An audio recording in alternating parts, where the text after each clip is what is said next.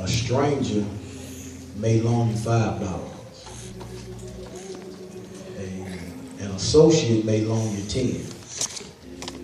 A friend may loan you 50. A brother will loan you a couple of hundreds. And I found myself in situations where I had to ask him for hundreds of dollars. And he has more than willingly told me to get it and pay it back when I can. Now, if you know black folks, how I know, no black person's gonna loan you over $300 and say, give it to me when you can. That's definitely the friend I believe Solomon was talking about that said it sticks closer than a brother. And I appreciate it. Appreciate everybody here for Youth Day, Pastor Fleming and Ms. Fleming. I appreciate the support and mentoring, things of that nature. I appreciate Morningview for the support and the opportunities that's been allotted to me since I've been here. It's definitely not taken for granted, and it's definitely appreciated. I appreciate my own family. Appreciate my wife, and appreciate the support that I have from her, even though I don't show appreciation all the time. And, but this is all good.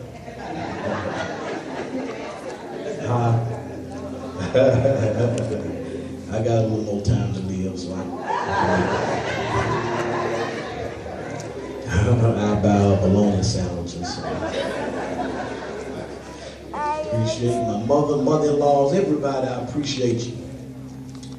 And I'm definitely not going to stand up here for an hour, maybe 59 minutes. I just want to take about 2 or 3 verses from the responsive reading, starting at verse 13.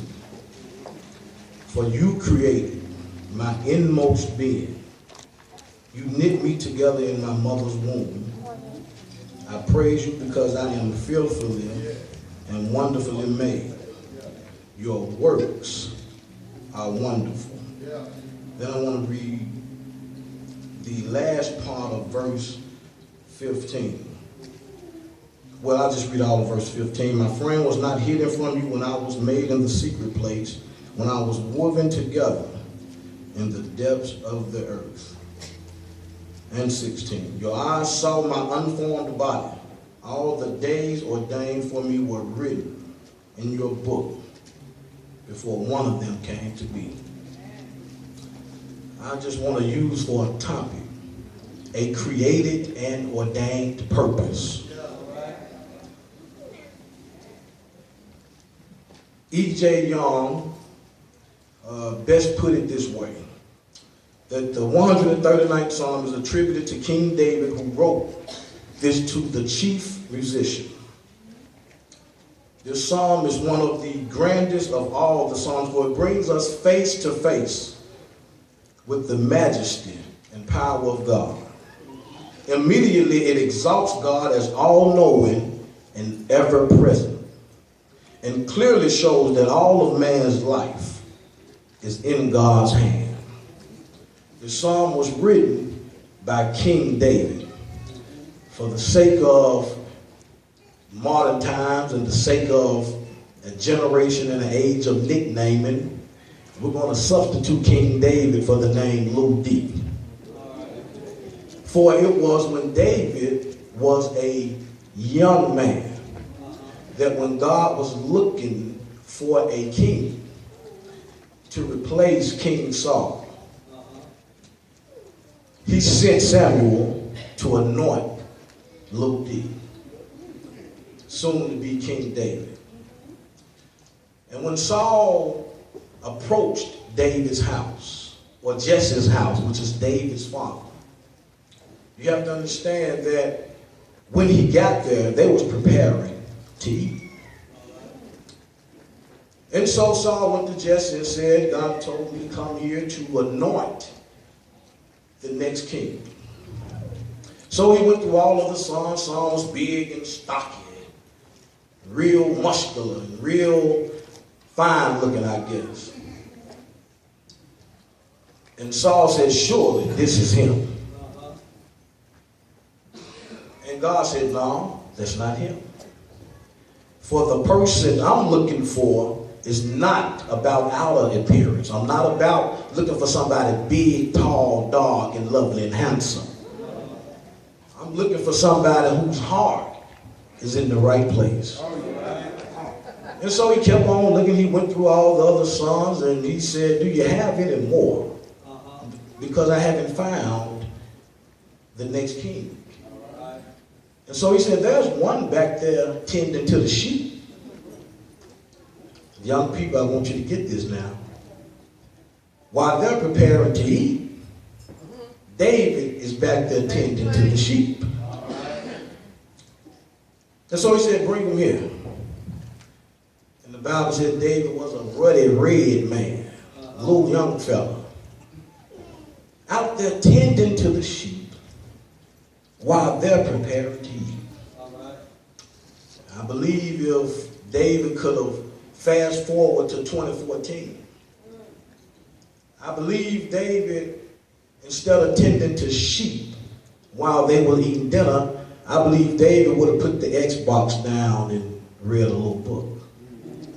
I believe David would have been doing homework. I believe David probably would have been looking up something on YouTube that's educational.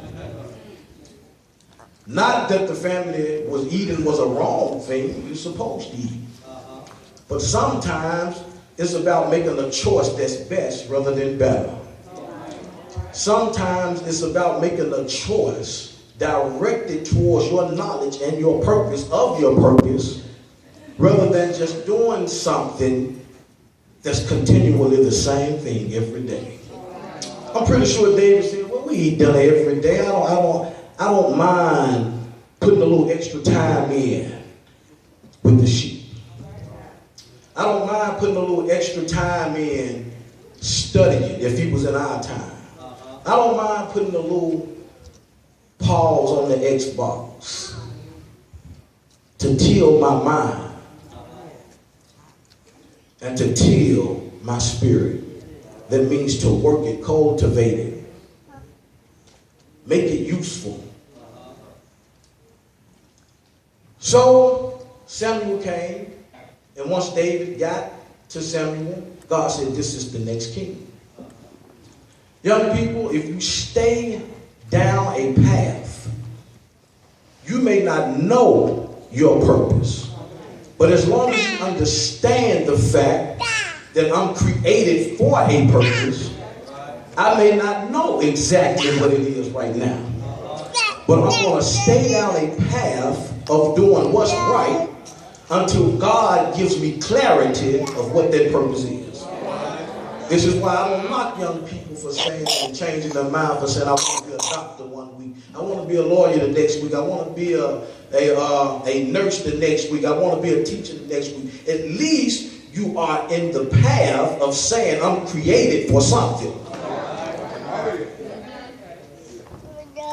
That's what I believe young people are missing. When I look and see young men standing on the corner with gold teeth in their mouth and just standing up looking at the sky.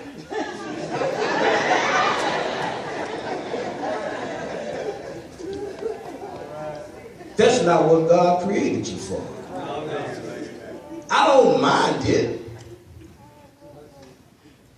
But we have a God-given purpose. You have a purpose that you think you have. But then there's a purpose that God created you for.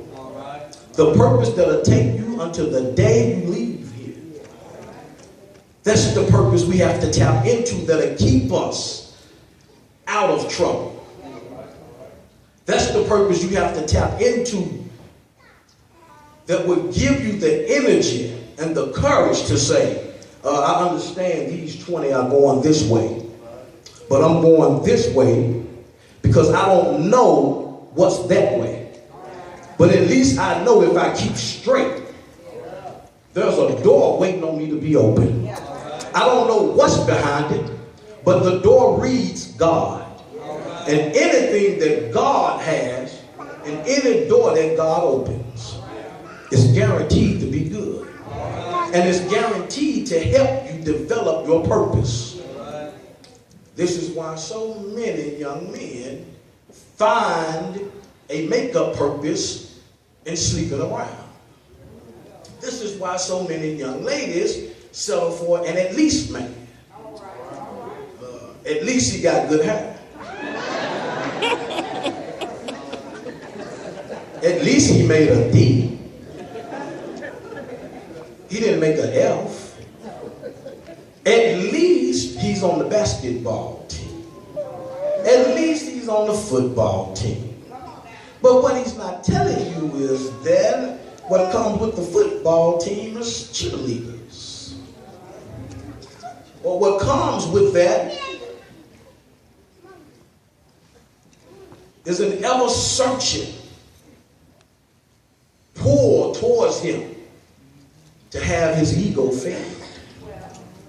So your purpose becomes a superficial, artificial life. It doesn't glorify God. It doesn't give credit to the Creator. Your purpose is not that. Our purpose as young people is to not wait until we get 50 and 60 and 70 and sing our shoulda, coulda, wouldas. Our purpose is to figure out right now. It doesn't matter if you're 5, 6, 7, 8, or 16, 17, 18, 19, or 30, or 35. We all have to tap into our God-given purpose. Nobody understood this better than David. For David made many mistakes. But before David made mistakes, he was ordained with his purpose. That's the benefit of it. When you figure out what God has created you for, young people, the mistakes that comes afterward won't deter your mind from thinking that you're still a created and ordained purpose. So even though you may have had the baby before time, you understand that I'm still created for a purpose. And it may have to take the baby for me to calm down. It may have to take a young man catching something for him to calm down and realize that I'm not created for this. God didn't create me a playboy. It may take something drastic for you to realize that this is what I'm not created for.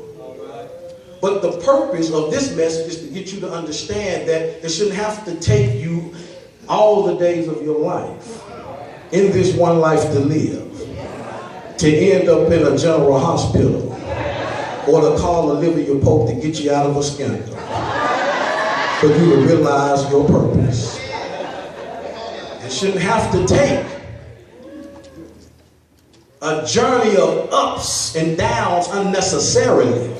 Though you're going to have ups and downs because life brings them, but there's some things you don't have to deal with. I'm sorry, I can't go with somebody that says experience is the best teacher. I don't want to experience addiction to crack to understand crack ain't good for me. I don't want to understand addiction to the bottle to understand that it ain't so good for me. I don't want to understand addiction to sex and get a disease to understand that sleeping with men and women is not good for me. It feels good to you, but it's not good for you. I said earlier, it's not about a decision between right and wrong in some cases. It's about what's best rather than better. And so we have to understand as young people that you're not too young